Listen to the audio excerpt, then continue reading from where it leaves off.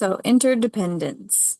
We have all been on a journey from the time we were born, when we were completely dependent on our mothers and fathers and or a caregiver to keep us alive. Baby humans are not able to feed themselves, are not able to keep themselves dry and clean, and they really are born completely dependent on other people. And as we grow older, we become codependent with others. That's part of the growing up process as well. But some people never quite make it out of that phase. It's kind of an awkward, manipulative space where your needs and wants are commingled together with another person in a way that's really makes it hard to untangle yourself because you're still enmeshed in that kind of dependency stage. You haven't become independent from each other. Happens with parents and children a lot, but also with spouses. And the next step in the process is becoming independent. And so you realize that, you are the captain of your own ship. You are creating your reality. You're taking responsibility for that. You can make decisions. You can set goals. You can accomplish them. And in Babylon and in the old world, independence is really celebrated. The richer and more famous and more independent someone gets, the more accolades and acknowledgments they get and the higher they're held. And at the end of the day, that independence is costing a lot for everyone else.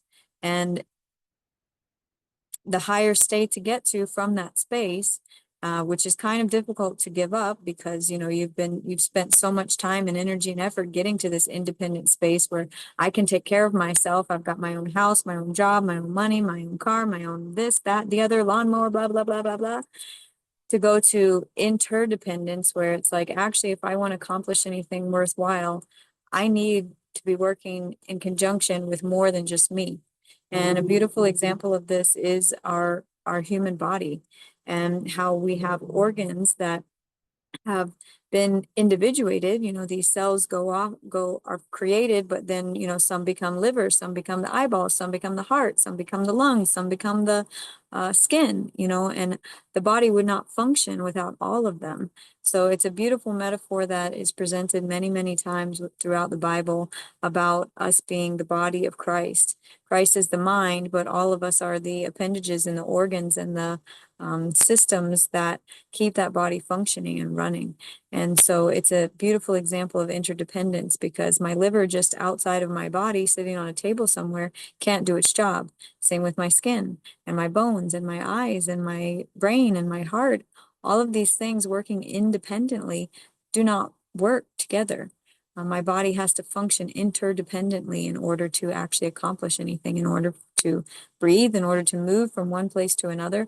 I need all of these systems in order to digest my food and grow and think and breathe and heartbeat and all of those things. So interdependence is a beautiful reminder also that we come full circle again once we realize that we can't do things by ourselves. We've given up that illusion that God abandoned us and that we're stuck here doing things on our own.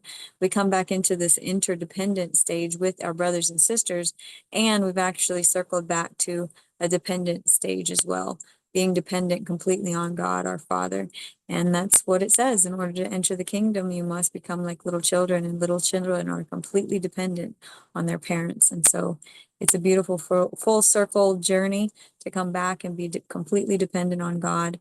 And in that moment, realize that together we can do so much more than we ever thought possible by ourselves.